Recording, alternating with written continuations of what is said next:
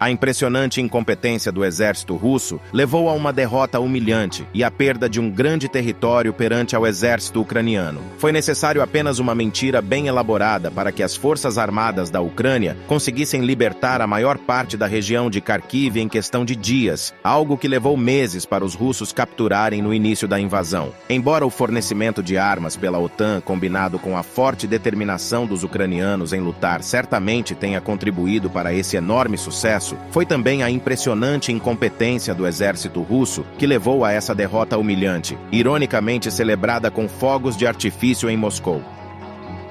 Em vez de construir trincheiras, os russos estavam construindo saunas. Em vez de lutar, estavam fugindo. Ninguém estava preparado para esse desfecho. Nem mesmo os ucranianos ou os aliados da OTAN esperavam que a linha de frente em Kharkiv entrasse em colapso tão rapidamente. Ao se retirarem de sua provável maior perda nessa guerra, os russos estavam angustiados. Agindo por despeito, eles recorreram a uma tática que haviam evitado até então, e isso criou um dos momentos mais sombrios para os ucranianos.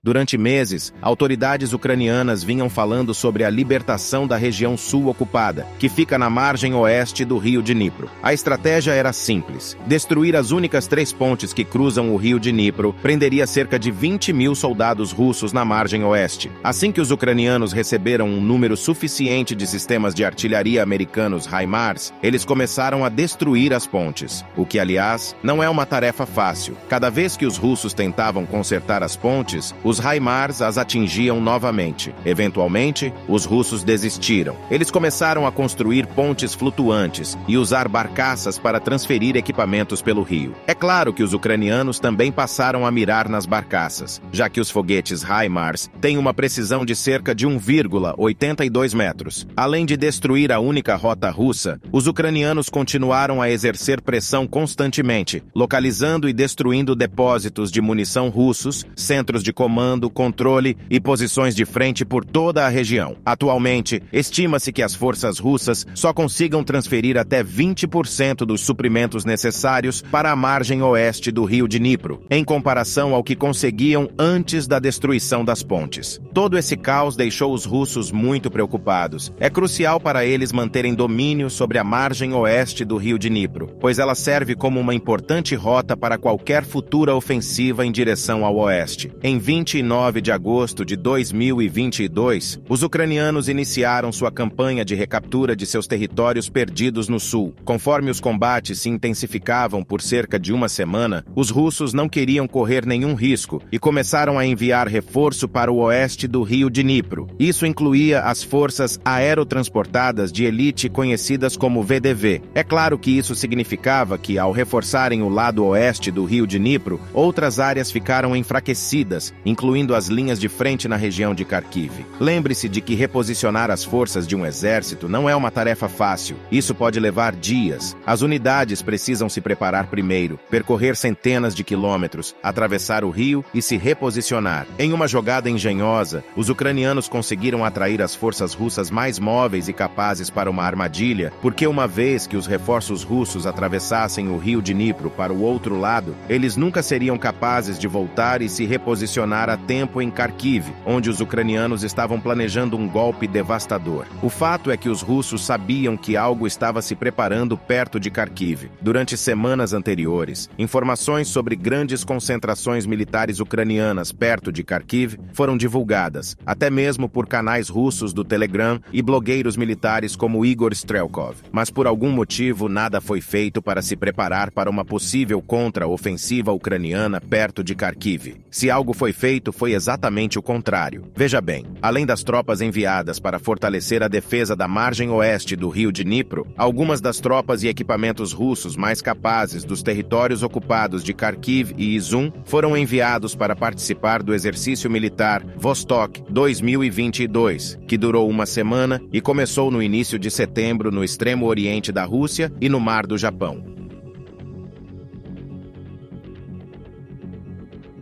Normalmente, dezenas de milhares de tropas russas participariam de exercícios conjuntos com China, Mongólia e Índia. Mas este ano, de acordo com o Serviço de Inteligência de Defesa britânico, apenas 15 mil soldados russos estavam participando dos exercícios devido à guerra na Ucrânia. Enquanto o exército russo fazia um espetáculo diante do presidente Putin e do ministro da Defesa Shoigu, com tanques russos demonstrando suas habilidades para atravessar rios submersos a milhares de quilômetros de distância, soldados russos estavam abandonando os tanques que ficaram presos em rios ucranianos, com as unidades de infantaria altamente capazes e móveis da VDV sendo realocadas para a Frente Sul e outras tropas capazes participando de exercícios militares. As forças russas nas linhas de frente de Kharkiv ficaram muito dispersas. Na verdade, consistiam principalmente de mobiques. Mobik são soldados que foram mobilizados na República Popular de Donetsk e na República Popular de Luhansk, tanto voluntariamente quanto de forma aleatória, retirados das ruas. Eles não fazem parte do exército regular russo e são extremamente mal treinados e mal armados. Sabe-se que os mobiques têm relações tensas com o exército russo, que muitas vezes se veem como bucha de canhão. Portanto, além de serem inadequados, também não são o grupo de soldados mais motivados para lutar.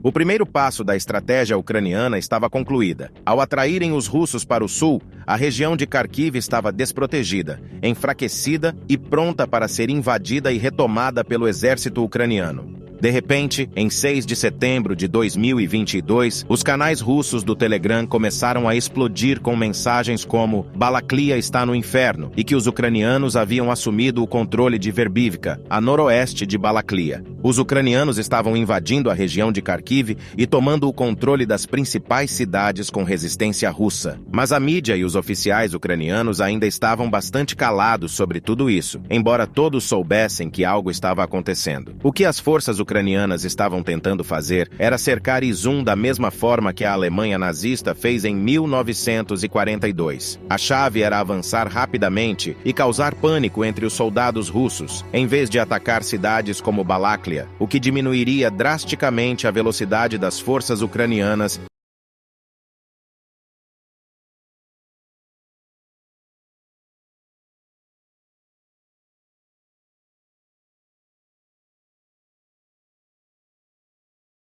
Depois Shevchenkov, a chave era avançar rapidamente e causar pânico entre os soldados russos, em vez de atacar cidades como Balaklia, o que diminuiria drasticamente a velocidade das forças ucranianas. Ao lidar com a resistência russa, eles as contornaram e as cercaram, em muitos casos explodindo pontes ao redor desses assentamentos. Após Balaklia, os ucranianos avançaram para nordeste em direção a Volokiv Yar, depois Shevchenkov e finalmente Kupiansk. Novamente, os ucranianos cercaram os assentamentos e aguardavam a chegada de reforços antes de avançar. A chave não era tomar as cidades, mas controlar as rotas de abastecimento, e como sabemos desde os primeiros dias da guerra, a logística russa é péssima, e não há outra maneira de dizer isso. Houve 2 passos importantes que ajudaram na contra-ofensiva ucraniana. Primeiro, uma pequena equipe de reconhecimento examinava a área em busca de bolsões de resistência russa e transmitia as coordenadas às unidades de artilharia, que imediatamente abriam fogo contra eles. E segundo, antes que os russos pudessem se reorganizar, os ucranianos lançavam todas as reservas de soldados que estavam por trás, entre 3 a 8 vezes mais tropas do que a Rússia tinha na área, o que as sobrecarregou completamente. Isso é de acordo com a Rússia, é claro, porque os oficiais ucranianos afirmaram que as forças ucranianas estavam em menor número, com uma proporção de 2:1 em relação às forças russas defensoras. Enquanto isso, a mídia russa proclamava que tudo isso fazia parte de um plano estratégico maciço para atrair os ucranianos a atacar e destruí-los. Quem sabe? Talvez tenha sido, mas cara, foi um grande fracasso.